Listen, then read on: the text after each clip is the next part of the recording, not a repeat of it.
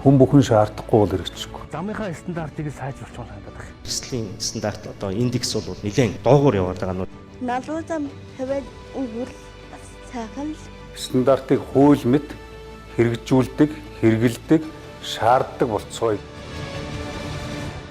Сайн байцгаана үзэгчдээ. Монгол Улсын шадар сайдын ажлын алба болон стандарт хэмжээ зүйн газраас бэлтгэн хөргөдөг стандарттай шийдэл нэвтрүүлэг эхэлж байна. За өнөөдрийнхөө нэвтрүүлгээр бид өхөн төрийн албаны үйл ажиллагаанд тавих ерөнхий шаардлага стандартын талаар үзүүлэх болно. Төрийн албан хаагч төрийн байгууллагын үйл ажиллагааг нэгцэн арга зүгээр хангахад энэ стандартын зорилго оршиж байгаа гэдэг юм хэлье. Ард иргэддээ төрийн нэрийн өмнөөс үйлчлэгээ үзүүлж байгаа хүмүүс бол бүх үйлчилгээ, үйл ажиллагаа нь дарга цэргээс эхлээд бүх шатанд стандарттай байх ёстой. Төрөөс иргэдэд үйлчлэх үйлчлэгээ чанарт нь төрд итгэх олон нийтийн итгэлийг сайжруулах хамгийн гол үндэс бол стандарт.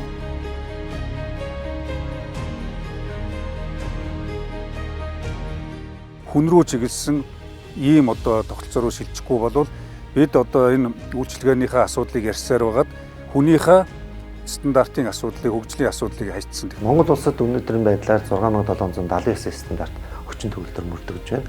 Үүний 22 нь төрийн алба болон төрийн байгууллагатай холбоотой стандарт байгаа. Мэдээж төрийн алба хүртээмжтэй, ил толд нээлттэй болох ёстой. Төрийн албан төрийн хэрэг залгамж халаатай, тогтвортой, сууршилтай байх ёстой байдаг.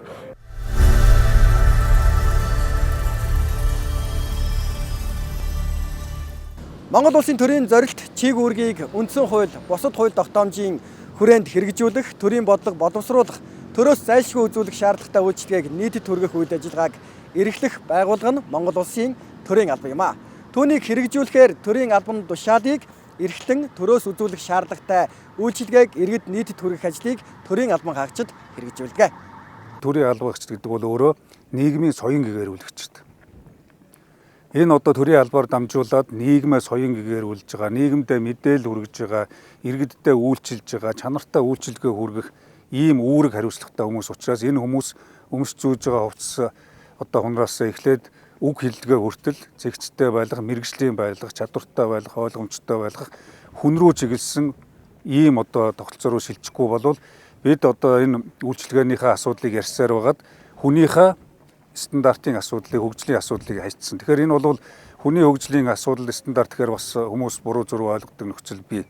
Ер нь бүх юм бол энэ альва бараа үйлчлэгээ хэн хүргэж байгаагаар хүмүүс л хүргэж байгаа. Хүн хүндээ хүргэж байгаа учраас төрийг төлөөлж ард иргэддээ төрийн нэрийн өмнөөс үйлчлэгээ үзүүлж байгаа хүмүүс бол бүх үйлчилгээ, үйл ажиллагаа нь дарга цэргээс эхлээд бүх шатанд стандарттай байх ёстой. Энэ стандартууд бүх шатандаа бий болчих юм бол нөгөө ойр ойрхон төрийн бодлого өөрчлөгддөг. Дүрм журм өөрчлөгддөг, нэг дарга солигдоод ирэхээр нөгөө дарга нь ямар ч хамааралгүй тис өөр зүйлийг өөрийнхөө хүсэл бодол, сэтгэл хөдлөлөөрөө ярьдаг. Тэр нь төрийн шийдвэр болж хувирдаг. Тэр нь тооцоо судалгаагүй, шинжлэх ухааны үндсэлгүй, эдийн засгийн үр нөлөөгийн тооцоогүй байдлаар явдаг. Хувь хүний сэтгэл хөдлөлөөр бий болсон асуудлууд нь ингээд шийдвэр болоод явахаараа эцэст нь хохирогч нь иргэд байдаг, хохирогч нь үйлчлүүлэгчид байдаг, ард түмэн байдаг. Тэгвэл өнөөдөр Монгол Улсын шадар сайдын ажлын албанд гэдэг юм уу стандарт хэмжил зүйн газарт мөрдөгж байгаа энэ стандартууд хуулиас ялгаагүй ийм эмх зэгцтэй ажиллах зайлшгүй дагаж мөрдөх амьдралын дүрэн болоод ирэхээр тэрийг хэн нэгэн өөрчлөх шаардлагагүй болчихно. Монгол Улсын их хурлаас баталсан Алсын хараа 2050 Монгол Улсын урт хугацааны хөгжлийн бодлогын баримт бичигт чадварлаг ёс зүйтэй төрийн алба зорилгын хүрээнд эргэндээ үйлчилдэг мэргэшсэн чадварлаг ил тод ухаалаг төрийн албыг төлөвшүүлэх олон зорилтыг тусгасан. Үүнтэй уялдуулан Монгол Улсын засгийн газрын 2024-өөс 2028 оны үйл ажиллагааны хөтөлбөр Монгол Улсыг хөгжүүлэх 5 жилийн үндсэн чиглэлд төрийн албаны шинжилгээний хүрээнд чадахуйн зарчимд суурилсан мэргэшсэн тогтвортой төрийн албыг бэхжүүлж төрийн үйлчлэгээний үр дүнг дээшлүүлэх чанарын стандарт бий болж иргэд олон нийт хяналт тавих нөхцөл бүрдсэн иргэдийн итгэлийг хүлээсэн үйлчлэгээний соёл төлөвшүүлэхтэй холбогдсон олон ажлуудыг эхлүүлээд байна. Төрийн албаны зөвлөлийн даргын 2024 оны 44-р тушаалаар байгуулагдсан ажлын хэсгийн бүрэлдэхүүнд төрийн албаны зөвлөл, засгийн газрын хэрэглэх газар, бусад яам агентлагийн төлөөлөл оролцсон MNS 7068 2025 төрийн албаны үйл ажиллагаанд тавих ерөнхий шаардлага стандартыг боловсруулж, стандарт хэмжээ зүйн газрын даргын тушаалаар үндэсний стандартаар батлаад байгаамаа. Төрийн албаны стандартын гол зорилго нь төрийн албыг үр дүнтэй удирдах, төрийн албаа хаагч өөрийнхөө хэрэгжүүлж байгаа чиг үүргийг тодорхой хэмжээнд одоо стандартын дагуу хэрэгжүүлэхэд чиглэгдэх ёстой. Би төрийн албаа хаагч хүн. Гэхдээ би нөгөө талаасаа Монгол улсын иргэн. Монгол улсын иргэнийхээ хувьд төрийн байгууллагуудаас үйлчилгээ авах тохиолдол бас зөндөө гардаг. Төрийн байгууллагууд дээр очиод үйлчилгээ авах, тэр хүмүүстэй уулзах, албан хаагчтай харилцах явцад ер нь төрийн байгууллагын дотоод үйл ажиллагаа, төрийн албан хаагч өөрийнх нь хэрэгжүүлж байгаа чиг үүрэг бол манай Монгол улсад маш олон хэлбэрээр өөрчлөгдөд нэг өсөндөө солонгосон өнгөтэй болчихжээ гэдэг зүйл ажиглагддаг. Ийм учраас Монгол улсын төрийн албыг, төрийн байгууллагыг, төрийн албан хаагчийг чиг үүргээ хэрэгжүүлэхэд нэгдсэн нэг стандартаа байлгах ёстой юм байна гэдэг зайлшгүй нөхцөл үүсэж байгаа. За энэ төрийн албаны хуулинд тусгагдаад бид нар энийг хэрэгжүүлэх гэж ажиллаж байгаад 2024 оноос ажлын хэсэг байгуулагдаад 25 онд энэ стандартаа олон төрлийн байгууллагуудын төлөөлөлтөд хамтарч боловсруулаад за ирэх бүхий байгууллагаараа батлуулж чадсан. Монгол улсад өнөөдрийн байдлаар 6779 стандарт хүчин төгөлдөр мөрдөгж байна. Үүний 22 нь төрийн алба болон төрийн байгууллагатай холбоотой стандарт байгаа. За стандарт хэмжээ зүйн газар нь бол одоо жил болгон стандартлын төлөвлөгөө баталж ажилладаг. За энэ жилийн хувьд бол 25 онд бол 214 стандарт бол бид нар шинээр батлах болон шинжилэн найруулах ийм төлөвлөгөөтэй ажиллаж байна. Одоогийн байдлаар бол 91 стандартыг бол одоо батлаад байна.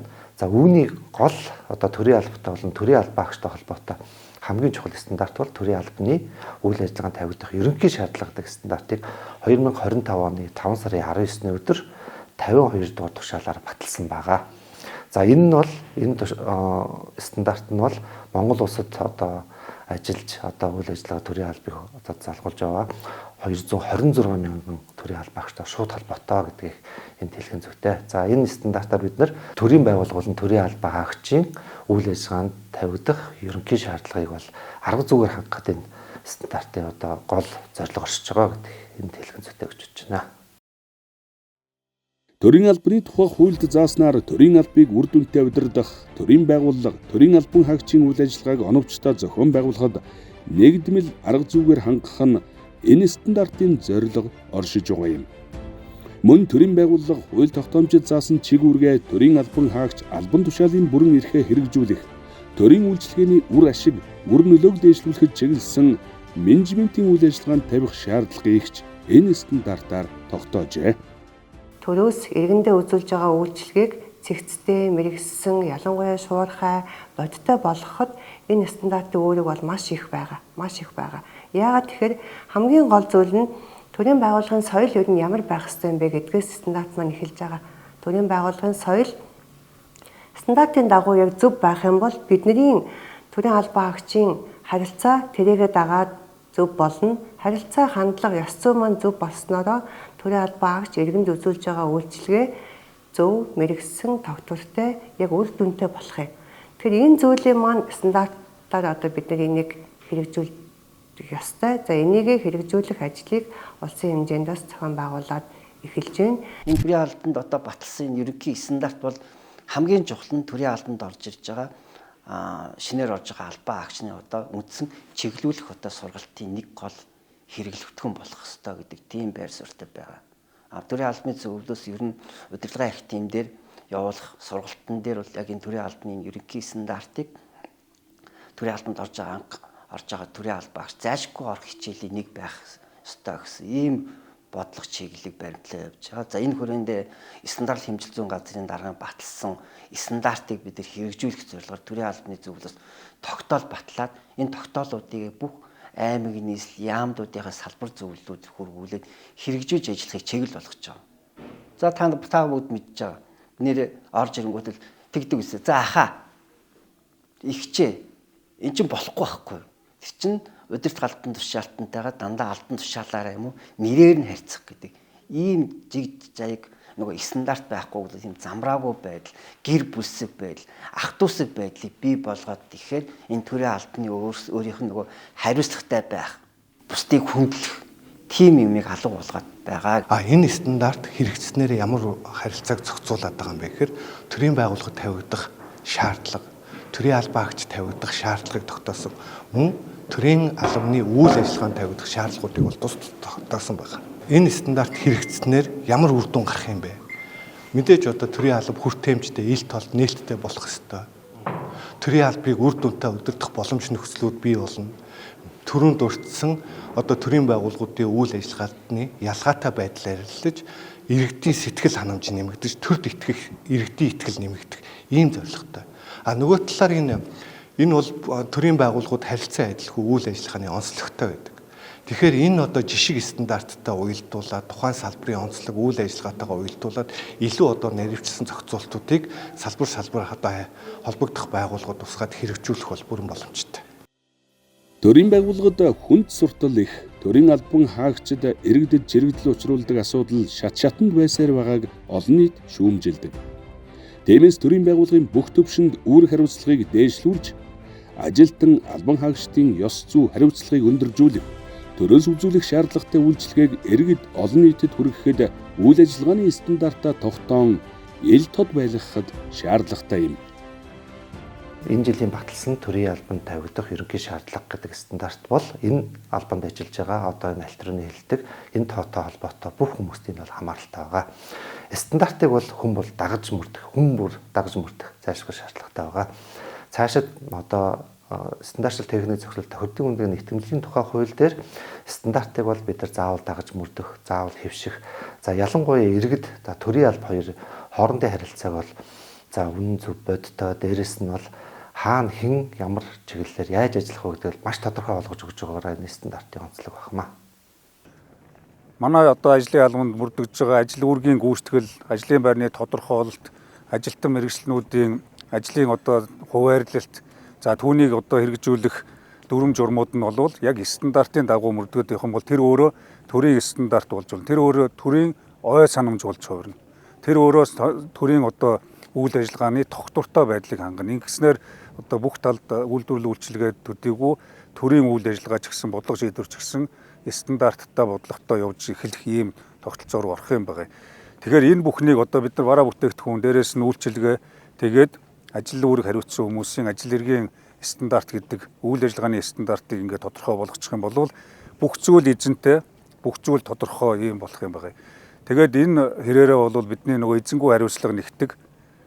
Дээрээс нь хариуцлагагүй одоо албан тушаалтныг тогтоох гэж явган хэрүүл яриа болгодоггүй байх, чиглэлрүүлэг явуулахын тулд нэг улс нэгдсэн стандарт гэдэг ийм хөтөлбөрийг хэрэгжүүлээд явж байгаа. Энэ ажлын хүрээнд өнөөдрийн одоо энэ стандартын захимжилтыг хийж байгаа. Стандарт маань бол ерөнхийдөө 4 том хэсгээс бүрдэж байгаа.